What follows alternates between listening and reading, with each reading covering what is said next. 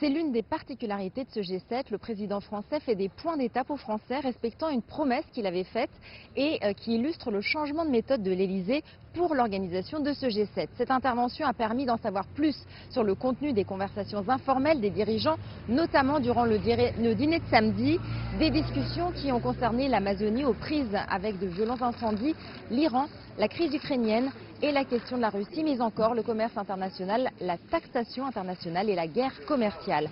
D'après Emmanuel Macron, une ligne commune a été trouvée sur l'Iran avec le refus des membres du groupe de l'arme nucléaire, mais aussi d'autres éléments de convergence ont émergé, comme la nécessité de moderniser en profondeur l'OMC et d'établir une taxation dans le cadre de l'OCDE, deux sujets liés. D'autre part, les dirigeants sont tombés d'accord sur la nécessité d'une mobilisation internationale autour de l'Amazonie en proie à des incendies.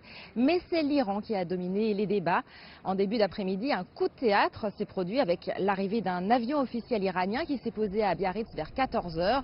Des informations ultérieures ont permis d'apprendre que la venue du chef de la diplomatie iranienne avait en fait été programmée dès vendredi. 3 heures d'entretien s'en sont suivies avec le ministre français des Affaires étrangères Jean-Yves Le Drian, Emmanuel Macron et le ministre français de l'économie.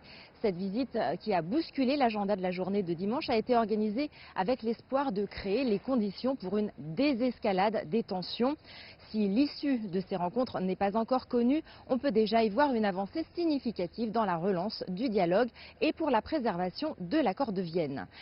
En parallèle, les contre-manifestants ont tenu une conférence de presse et ont défilé dans la rue avec des portraits retournés d'Emmanuel Macron en signe de protestation contre le vide de la politique du président français dans les domaines du climat et de la justice sociale.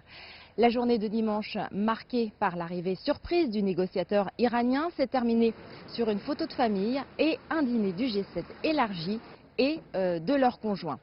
Aujourd'hui, le planning officiel prévoit 2 sessions de travail, l'une sur le climat, la biodiversité et l'océan et l'autre sur la transformation numérique. Puis auront lieu la conférence de presse du président de la République française, suivie par la conférence de presse des autres dirigeants du G7, à moins que cette journée ne réserve d'autres surprises.